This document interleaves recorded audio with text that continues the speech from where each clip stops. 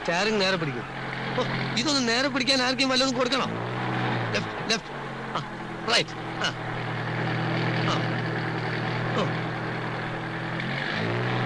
എന്റെ അമ്മേ, സാറേ അനാവശ്യമായിട്ട് സ്റ്റാരിങ് അങ്ങോട്ടും ഇങ്ങോട്ടും വെട്ടിക്കരുത്.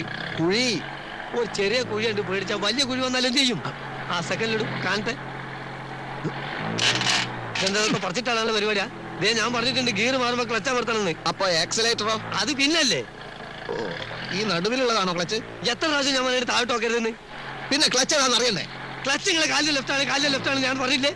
ഓ, അത് ശരി. അപ്പൊ ക്ലച്ച് ഇടുമ്പോ ഗിയർ അമർത്തണം അല്ലേ? ഒന്നാം കട്ട ക്ലച്ച് കുഴിച്ചിടുമ്പോ ഗിയർ വലിച്ചൂരെടുക്കണം. അപ്പൊ ബ്രേക്കോ? ബ്രേക്ക് ഇടുന്നതെല്ലാം കൂടി പണ്ടാണ് അടിക്കാൻ ശേഷം. ഇത്ര ബുദ്ധിയില്ലാത്തൊരു മനുഷ്യൻ എങ്ങനെ പഠിപ്പിച്ചെടുക്കാനാ? അധികം ചൂടാവൊന്നും വേണ്ട. JK കൺസ്ട്രക്ഷൻസിലെ ഒരു സൂപ്പർവൈസറാണ് ഞാൻ. താൻ എന്റെ കീഴിൽ പണിയെടുക്കുന്ന വെറും ഒരു മേസ്ത്രി, അത് മറക്കരുത്. അങ്ങനെയാണെങ്കിൽ നിങ്ങൾ ഇഷ്ടം പോലെ അങ്ങോട്ട് ഓടിച്ചോളി. നിങ്ങളോ? അല്ല, സാറിന് തോന്നിയല്ല അങ്ങ് ഓടിച്ചോ.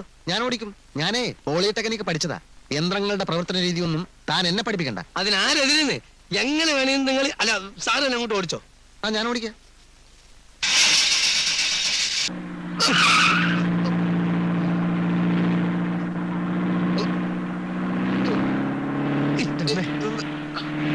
എന്താ മനുഷ്യനെ കൊല്ലാൻ കൊണ്ടുപോവാ? ബ്രേക്ക് ഔട്ട് ചെയ്ത്. ബ്രേക്കിന്റെ ഞാൻ ഔട്ടിക്കോളാം. എവിടത്തേക്കാണ് നിങ്ങൾ കൊണ്ടുപോകുന്നത്?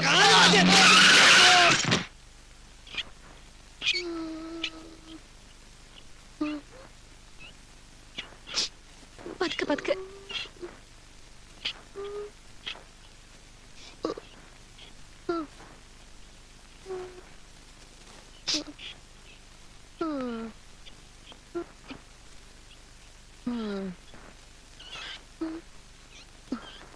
നിങ്ങളുടെ വിടാതാ.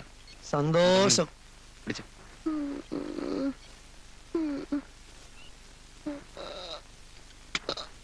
പിടിച്ചു.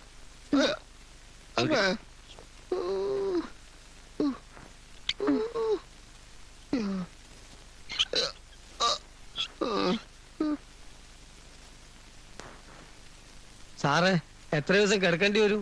ഡോക്ടർ പറയും. മതി, തിരക്കില്ല. കിട്ടേണ്ടത് കിട്ടിക്കഴിഞ്ഞാ തോന്നേണ്ടത് തോന്നാൻ ഇത്തിരി സമയം നല്ലതാ. അല്ല, മീൽസ് ഒക്കെ ഇവിടെ സപ്ലൈ ഇല്ലേ? ഊണേ. ഇതെങ്ങനെ മേസ്ത്രി ഉണ്ടായത്? ഞാൻ ഈ പോളിടെക്നിക്കിലൊന്നും പഠിച്ചിട്ടില്ലല്ലോ. അതുകൊണ്ട് ഈ യന്ത്രത്തിന്റെ പ്രവർത്തനം ഒന്നും എനിക്ക് ഇഷ്ടമല്ല. അങ്ങനെ സംഭവിച്ചാ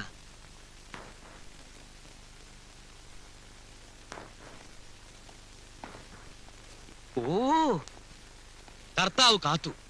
ക്ലാസ് എടുത്തുകൊണ്ടിരിക്കുമ്പോഴാണ് ഞാൻ വിവരം അറിഞ്ഞത്. ഉടനെ കാറടിച്ച സ്ഥലത്ത് ഇങ്ങോട്ട്